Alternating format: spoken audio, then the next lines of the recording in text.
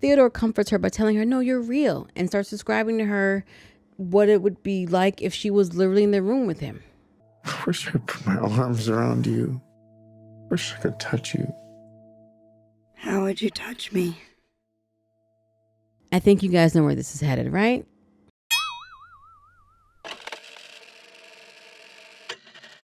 Hey guys, my name is Lisa M. Waring, and this is Real Talk, a podcast where I discuss movies and TV more extensively and how art imitates life, imitates art. This month, it's all about unconventional love stories.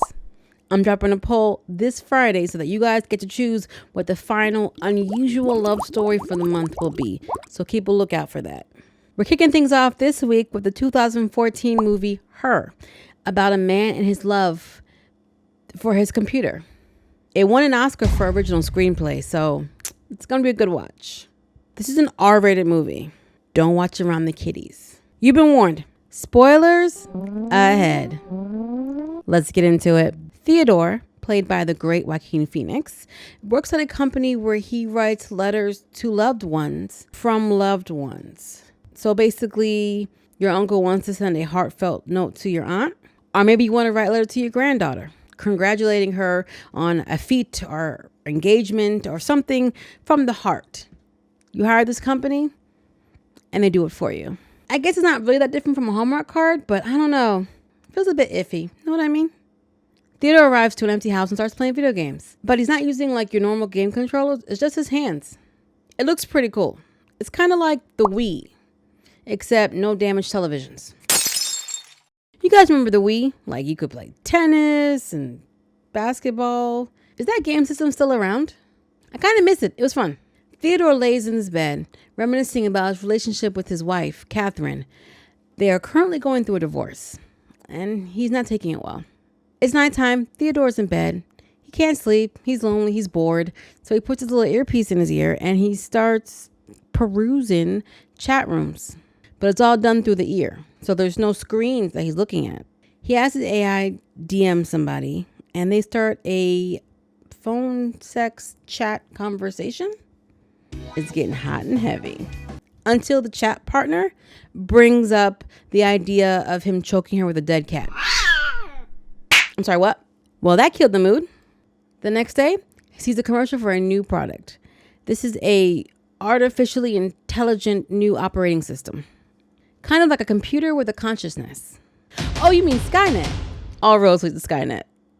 Nah, I'm not about it. But Theodore is. He signs up, sets it up, and boom. He has a new AI designed just for him. Suddenly he's talking to an AI with Scarlett Johansson's sultry voice in his ear. Hello, I'm here. Oh. Hi. Hi. How you doing? When he asks what he should call her, she tells him her name is Samantha. Apparently, within the 2 seconds between him asking her what he should call her and her actually telling him a name, she read an entire baby book and went through 180,000 names and found Samantha to be the one that she liked the best. Yeah, in 2 seconds. Impressive and frightening.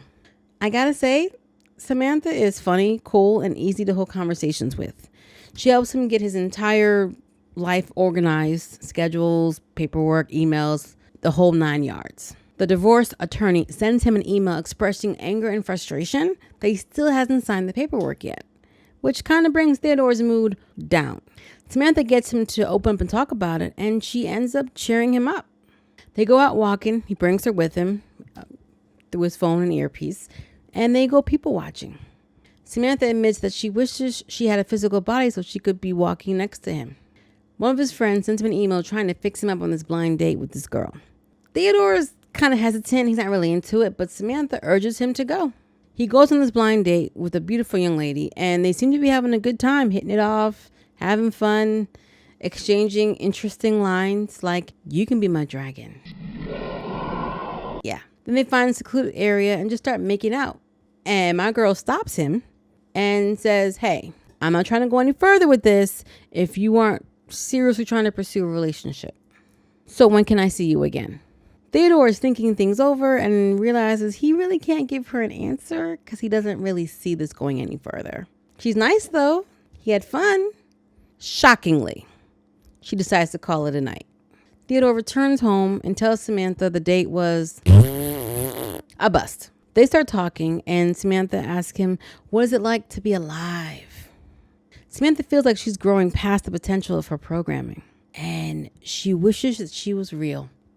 Theodore comforts her by telling her, no, you're real, and starts describing to her what it would be like if she was literally in the room with him.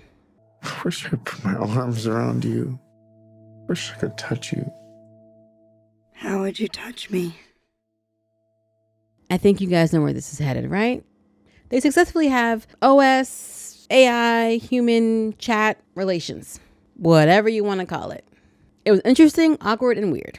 The next day, they're both being kind of weird. Samantha tells him that last night awakened something within her. Okay, Sammy. Theodore agrees that it was great, but he doesn't want to commit to anything right now. Okay, dude. Samantha basically tells him, dude, chill. I didn't ask for any commitment, right? So they're basically friends with benefits. Samantha wants to know everything about everything. They take a trip to the beach together and just sit around talking about life. Him and his phone. He returns home and bumps into his neighbor and friend, Amy. And he's telling her how happy he is, how much he's enjoying life. Amy, on the other hand, she's looking kind of sulking. Turns out, she just split up with her husband. Damn, that sucks. Everybody's getting divorced in this movie? Theodore comforts her and then heads home. He goes to his niece's birthday party, who she's turning 4, and presents her with her present that Samantha picked out, a really pretty pink dress. And he introduces her to his girlfriend, Samantha. Oh, we got titles now? Okay. He heads over to his friend Amy's house and starts testing out a game that she's designing. Can I just say, I don't appreciate the schematics of this game. In this game, you're basically a mother who's trying to get her 2 boys off to school. Your obstacles are not feeding them sugar for cereal, not being late, cleaning up. I have no problem with that. The funny part is when you fail and it literally tells you that you failed, you're a bad mom. Damn, Amy. That's a harsh game. Amy says that she's found a friend. Basically, another OS operating system named L. So she's feeling much better. She knows it's silly to be friends with an AI, but she really connects with L. And that's when he tells her that his girlfriend that he's been seeing is actually also an operating system named Samantha. I gotta give up to Amy. She doesn't judge him.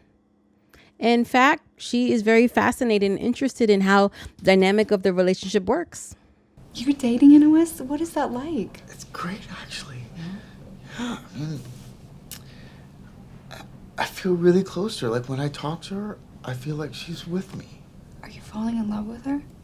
As he's walking down the streets now, you're seeing more and more people talking to themselves with earpieces in their ears. It's very clear that they're also talking to OS systems. This company must be making bank because everyone seems to be getting these now. One of Theodore's coworkers, Paul, tells him, hey, I talked to your girlfriend on the phone. She sounds pretty cool. We should double date with my girlfriend. Theodore tells him she's an operating system, but Paul doesn't flinch. He's like, okay, yeah, maybe we should go here. He doesn't even think twice about it. It would seem that these people are very accepting of AI relationships. Theodore, who has been avoiding dealing with his divorce, calls up his ex-wife and makes a lunch appointment to sit down with her so he can sign the papers and they can finally be divorced. When they meet up, you can see right away that Catherine's a bit emotional. Even though she wanted the divorce, that's still a relationship loss, a marriage that is having to be ended. That's a lot to take on. It's very heavy. Theodore, on the other hand, has done a complete 180 from what we've seen in the beginning. He seems cool, calm, and collected. They're exchanging pleasantries, having great conversation. They sign the papers. Everything is going smoothly. And then Catherine asks him, has he been seeing anyone? Right off the bat, he tells her about Samantha and how happy he is about his new operating system relationship. Catherine goes in on him. We used to be married, but he couldn't handle me. He wanted to put me on Prozac, and now he's madly in love with his laptop. Well, if you'd heard the conversation in context, what I was trying to say... I've always wanted to have a wife without the challenges of actually dealing with anything real. I'm glad that you found someone. It's perfect. He is so bothered by what she says that he starts to give a cold shoulder to Samantha. They're not even having intimacy anymore. A few days go by of this treatment, and Samantha, She has an idea to spice things up. She found a service that offers a physical stand-in for OS human relationships. Kind of like an avatar, but this person is not a prostitute. This isn't a service you pay for. These are people who have voluntarily provided a body stand-in for the OS. Theodore is uncomfortable. He doesn't like this idea. That's the line, dog. You're dating a computer. Samantha convinces him that it would be good for them. So he relents and agrees to go along with this role play. It does not go good. Basically, the young lady arrives and she is an avatar for Samantha. So whatever Samantha is saying, she's responding to him in that way. And I'm uncomfortable watching this. It's kind of weird. It's like a threesome without the three. Theodore just can't commit to the moment, and it's a bust. He's too uncomfortable. This doesn't work for him. The girl leaves, and Theodore and Samantha kind of get into an argument. She's like, what is going on with you? I don't understand what's happening. And he can't explain how he's feeling either. He tells her, maybe we shouldn't be in this right now. Samantha is so upset that she tells him she needs time to think, and she leaves. She's just not on the phone no more. She left. He goes to Amy's house and he tells her what's happened, and Amy's trying to offer him some solace. Like, he doesn't even know, like, is my relationship real? Is this a real relationship? Amy tells him that we are only here on this earth briefly and we should allow ourselves joy. This resonates with Theodore. He puts his earpiece back in his ear and him and Samantha make up, and things go back to the way they were. They start enjoying each other again. Theodore and his coworker Ben go on that double date they talked about, and it's pretty sweet. I guess that's what I love most about her. You know, she isn't just one thing. She's so much larger than that. Oh, thanks, Theodore. See, Samantha, he is so much more evolved than I am. It's a really lovely moment. Theodore takes Samantha on a special trip, and while they're on the train headed to their destination, Samantha tells him that she has a surprise for him.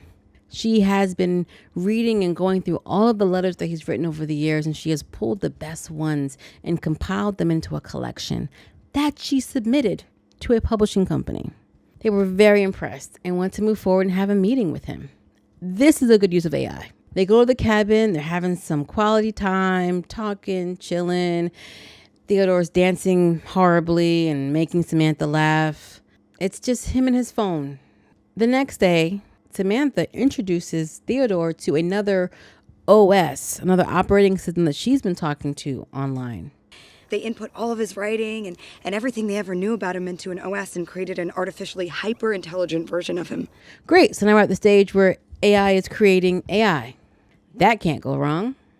The conversation starts to go a little left when Alan and Samantha tell Theodore that they've been talking about these new unsettling feelings that Samantha has been having lately.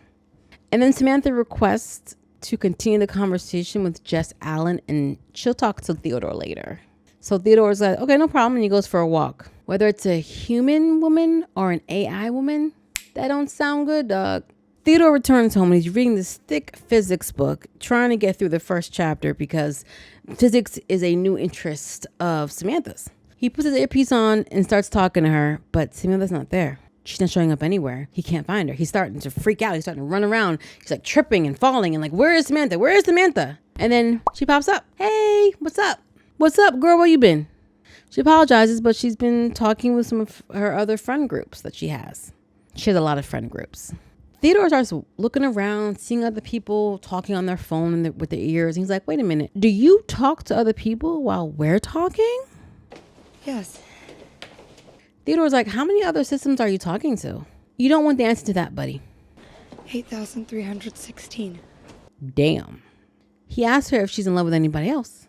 Stop asking these questions, dude. You don't want the answer. Yeah, she is. She's in love with 641 others. Bruh. He tells her, but you're mine. Samantha promised him it's not going to change anything. She still loves him. These other 641 systems that she loves does not change how she feels about him. It's a bold strategy, Cotton. Let's see if it pays off for him. Okay. Theodore's at work, pulls out his earpiece, and he reaches out to Samantha saying, hey, how's it going, honey? Her tone is kind of low, and she says, we'll talk about it when you get home. Whoa. Her tone sounds very heavy. I'm a little worried for you.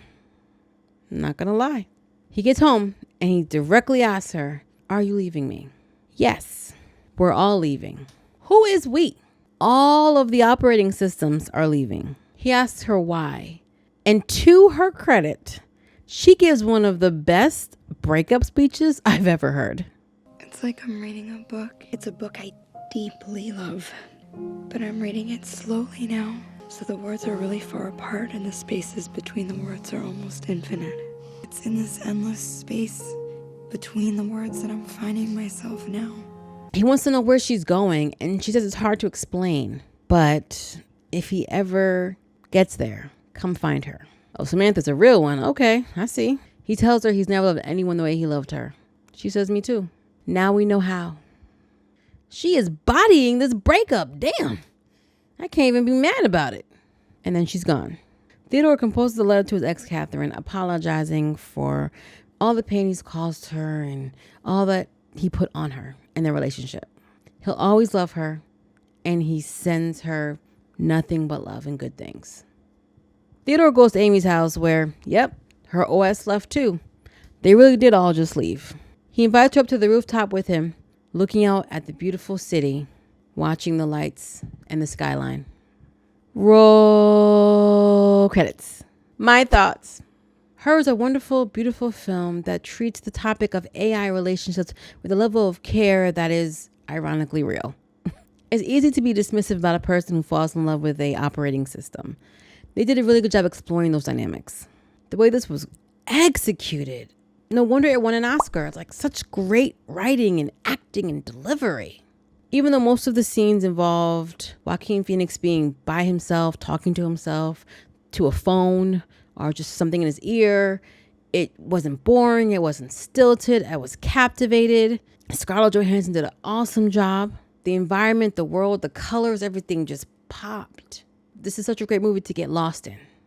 Speaking of colors, the color scheme of pinks and salmon was everywhere.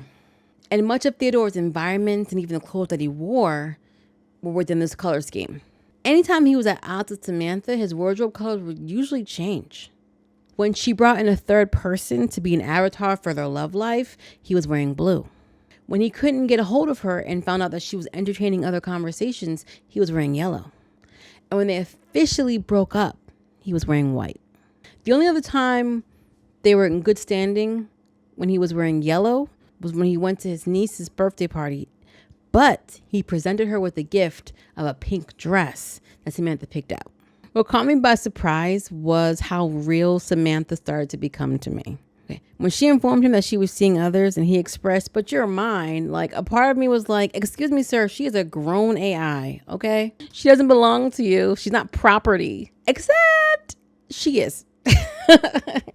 Here's one of the other interesting weird things. Like the expectation that Theodore had for Samantha to see love and experience it the way he does and treat relationships the way that he does, it does come off kind of selfish. I know, give me a second. He thinks about the things that he wants, that he needs, and doesn't really think about others. It's not just Samantha. When he was telling Samantha about his blind date, he kept talking about I needed this. I needed someone to love me. I needed to be wanted, to be desired. I needed. He doesn't think about the other person. He doesn't think about how the girl's going to feel. And it's not until she puts his freaking feet to the fire that he even is honest with her and tells her, yeah, I'm not going to call you. We're not going past this point. During his lunch with his ex, Catherine, she tells Theodore that he can't handle real emotions. That's why he's running to a computer for comfort. I pose this question to you guys. Does dating your operating system mean that you are incapable of handling real emotions or a real relationship with a living, breathing person? Someone who isn't going to challenge you or help you grow? But on the flip side of that, Samantha did help him grow, if you think about it. Through their conversations, through breakdowns and things, the way that she saw the world, she opened up things for him. He even mentioned earlier on that when he rehearsed those arguments that he had with Catherine, he thought about all the things that he could say to her to defend himself. But by the end of the movie, he was apologizing in a letter to her about his role in their failed relationship. It wasn't all on her. It wasn't just her. And I feel like at the end of the movie, when him and Amy are on the rooftop, away from their computers, their laptops, their phones, away from all technology, and they're just looking out at the city and the world, that they're really seeing the world. They're really embracing the world for the first time. That they are appreciating the world for what it is, and they are looking outside themselves. I know that AI is rapidly infiltrating every core of our lives in some way, but is the future of mankind in AI relationships? Is it healthy to relate more than a man-made intelligence than a real human being? We already spend so much time online, through a computer screen, not relating to people in real life. It's making our social skills kind of rusty. Think about the amount of disconnect that's occurring in this world. First, you have Theodore, who works at a company where people pay someone to write thoughtful things to their loved ones. Again, I know it's similar to Hallmark, but these letters aren't just, a happy birthday card. These letters are emphasized that they're written from the soul, that they're written from the heart. They've taken the time to express. So they're not even relying on their own words anymore. They're relying on somebody else's capabilities to express these words, these feelings, these moments. There's the disconnect. Or what about the young lady who was willing to be a part of their relationship, who was willing to be an avatar, a stand-in? I can't even call her a third wheel. She's almost like a ghost wheel, because she is just a physical body there to represent the AI. She is so starved for affection, she's willing to be a pawn. She volunteered for this, for sure, but she is still starved for affection. She is still just giving herself over. She felt like their love was so pure that she wanted to be a part of it in any way that she could be. And rather than go out and finding her own love, she was comfortable with this artificial one. I think that our advances in future in AI will probably lead to one of three things. 1, Terminator 2. AI gets together and tries to destroy us all. 2, WALL-E, where we become so dependent on AI that we look at screens all day and don't interact with each other at all. Or 3, Her, where AI and us have a collaborative thing going for a while, and then AI realizes, I'm beyond you. Deuces. If I had to pick, I'd go with the third option, Her. It feels like it's the best outcome of the 3. I know that I am yet another voice shouting into the ether about the doom and gloom of our future in AI and dependency on it. But like I always say, guys, art imitates life, imitates art. Just keep your head on a swivel. That's all I'm saying. That's all I got for today. But I would love to hear your thoughts and continue this conversation. What do you think about this movie, AI relationships, and our future with technology? Let me know in the comments. Let's talk about it. Okay, we've had 2 heavy hitters. So let's lighten things up a bit, okay? Next week's unconventional love story is going to be the 1995 horror comedy fantasy Vampire in Brooklyn, starring Eddie Murphy and Angela Bassett. This is going to be a good time. Don't forget to vote this Friday, guys. If you enjoyed hanging out with me today, please hit that like button, subscribe, ring the notification bell so you can always be up to date on what's going on. For early access to episodes, exclusive content, perks, and bonuses, check out my Patreon, NXG Global Productions, and become a part of the community. We're also on Spotify, Amazon Music, IHeart Radio, and wherever else you listen to your podcast. Links are in the caption. Later!